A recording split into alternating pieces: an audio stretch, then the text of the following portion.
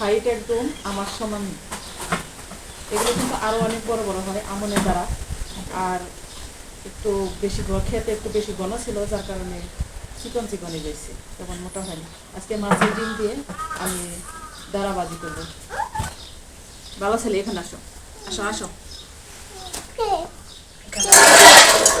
তোমার জন্য কি রান্না করবো আজকে? তুমি খাও না? তুমি ভালো জিনিস খাইবে না? যে কত সুন্দর দেখতে পাচ্ছ। আরেকটা জিনিস তো বলতে ভুলে গিয়েছি, মাংসের সাথে আলু দেবো। আর একটু এদিকে আসো। আলু দেবো, যার কারণে আলু কাটবো, আলু দিয়ে মাংস রান্না করবো। আর ডিম দিয়ে, মাছের ডিম দিয়ে এই ভাজিটা করবো। হ্যাঁ, তুমি তো মাংস পছন্দ করো। এখানে আসো, বটির সামনে থাকো না, ব্যথা করবে। তোমার কোটি নিয়ে সরো।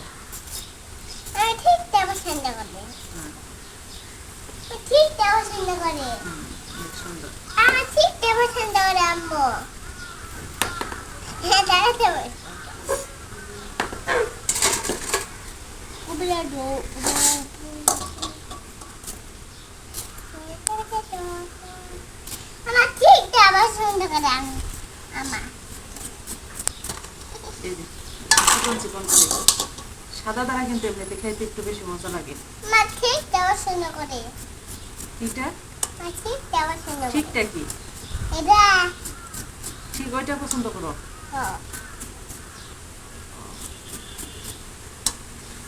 অনেক নরম।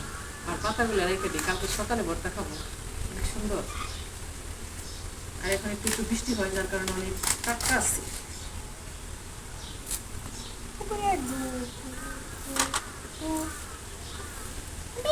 খেতে এত তাড়া থাকা সত্ত্বেও একদিনে বাজি করে খাইনি, শুধু সুরা খাইছি,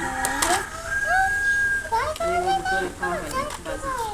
আজকে ভাবলাম যে মাছের ডিমও আছে, আর বাজি করি।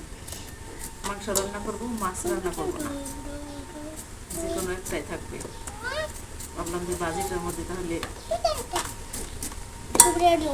মাছের ডিম দিয়ে দিই।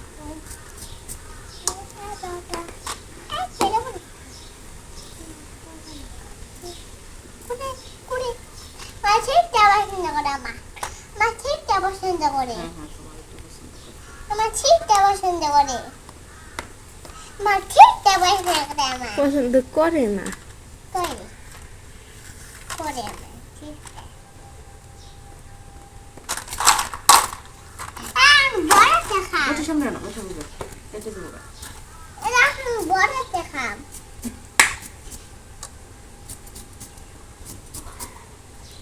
আর বাজি করার একটাই মূল মন্ত্র হচ্ছে যে কাটা সুন্দর হলে বাজিটাও দেখতে অনেক সুন্দর হয়।